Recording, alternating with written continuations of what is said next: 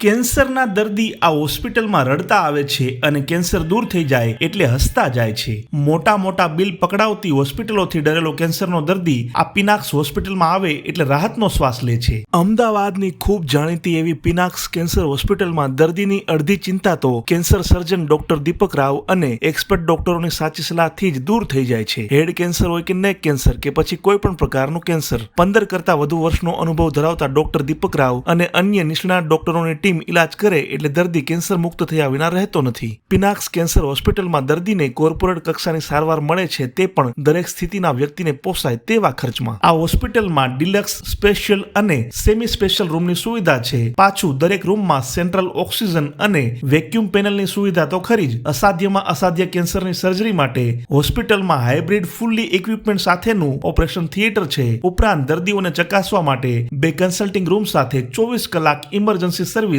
Available છે. હોસ્પિટલમાં in-house pharmacy, in-house blood collection અને પેથોલોજી રિપોર્ટની પણ સુવિધા છે. તો ઓન રિક્વેસ્ટ પર એમ્બ્યુલન્સ સર્વિસ પણ અહીં મળી જાય છે. અને ચિંતા ન કરતા અહીં મેડિક્લેમની પણ સગવડ છે.